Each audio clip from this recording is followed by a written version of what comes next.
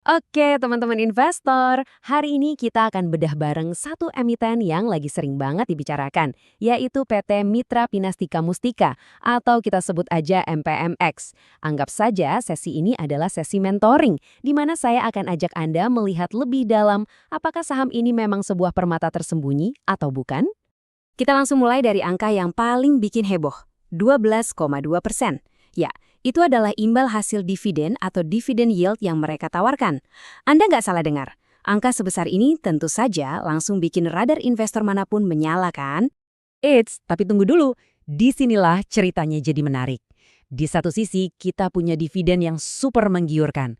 Tapi di sisi lain, laba bersih perusahaan ini di laporan terakhir justru anjlok 20,7%. Nah loh, jadi pertanyaan besarnya sekarang, apakah dividen jumbo ini sepadan dengan resiko penurunan laba? Yuk kita cari jawabannya bareng-bareng. Oke, biar analisis kita terstruktur, ini dia peta jalan kita untuk memecahkan teka-teki MPMX. Kita akan mulai dari dilema utamanya, lalu kita bongkar bisnisnya, intip laporan keuangannya, coba hitung harga wajarnya, sampai akhirnya kita bisa sampai pada sebuah kesimpulan investasi yang solid. Siap? Mari kita mulai. Bagian pertama, kita dalami dulu konflik utamanya. Dividen fantastis versus laba yang sedang terkoreksi. Aturan nomor satu sebelum kita menilai sebuah perusahaan adalah kita harus paham dulu gimana cara mereka cari duit. Betul kan? Jadi, mari kita bedah mesin bisnis MPOX. Memahami operasional itu adalah fondasi dari semua analisis yang baik. Ternyata MPX ini sumber pendapatannya nggak cuma satu loh. Mereka punya 4 pilar bisnis yang kokoh.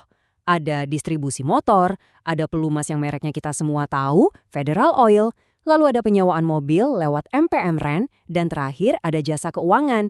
Ini namanya diversifikasi. Nah, ini dia nih salah satu senjata rahasia mereka. MPX itu adalah distributor utama eksklusif untuk motor Honda di Jawa Timur dan NTT. Dan ini bukan wilayah sembarangan ya. Di area ini Honda itu rajanya, menguasai lebih dari 65% pasar. Ini ibarat benteng pertahanan bisnis yang susah banget ditembus. Oke, kita udah paham bisnisnya. Sekarang waktunya kita jadi akuntan dadakan dan melihat angka-angka yang sesungguhnya. Mari kita selami laporan keuangan mereka.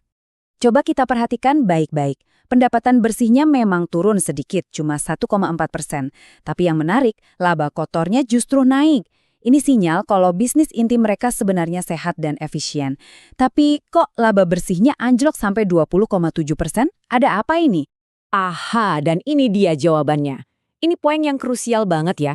Penurunan laba bersih itu ternyata bukan dari bisnis utama mereka, bukan dari jualan motor atau oli. Biang keladinya adalah kerugian dari anak usaha mereka di sektor keuangan yang kabarnya sekarang lagi direstrukturisasi. Ini adalah pembeda yang sangat penting. Grafik ini menceritakan kisahnya dengan sangat jelas. Sempat naik di tahun 2024, laba bersihnya langsung terkoreksi di tahun 2025 gara-gara masalah di anak perusahaan tadi. Ini adalah sebuah tantangan nyata yang harus kita perhitungkan dalam valuasi kita. Oke, kita sudah paham bisnisnya, sudah tahu juga masalahnya ada di mana. Sekarang kita masuk ke pertanyaan paling penting buat seorang investor. Dengan semua informasi ini, apakah harga sahamnya sekarang itu tergolong murah? Sebelum kita jawab, kita kenalan dulu sama salah satu alat ukur andalan investor. Namanya Price to Book Ratio atau PBV. Gampangnya gini deh, PBV itu membandingkan harga pasar perusahaan dengan total nilai aset bersihnya. Kalau rasionya di bawah 1, itu artinya kita bisa beli perusahaan ini dengan harga lebih murah dari nilai asetnya. Kayak dapat diskon, gitu. Dan coba tebak, PBV-nya MPMX berapa? Cuma 0,72 kali. Betul sekali. Ini artinya pasar saat ini menghargai perusahaan ini jauh lebih rendah daripada nilai aset yang tercatat di pembukuannya. Ini adalah salah satu sinyal terkuat kalau sebuah saham mungkin sedang undervalued. Dan kalau kita bandingkan dengan yang lain, jadi makin kelihatan. Lihat deh tabel ini. Baik dari sisi PE ratio maupun PB ratio, valuasi MPMX itu ada di bawah rata-rata pesaingnya dan juga rata-rata industrinya. Angka nggak bisa bohong kan? Secara komparatif, MPMX ini jelas terlihat murah. Dan ternyata bukan cuma kita loh yang melihat ini, para analis profesional di luar sana juga melihat potensi yang sama. Target harga konsensus dari mereka bahkan menunjukkan adanya potensi kenaikan lebih dari 40% dari harga saat ini. Menarik kan?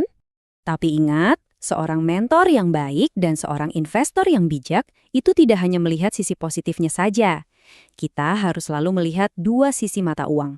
Wajib hukumnya buat kita untuk realistis dengan risikonya. Yuk, kita bedah tantangan dan peluang MPX ke depan secara seimbang. Oke, di satu sisi ada banyak alasan untuk optimis.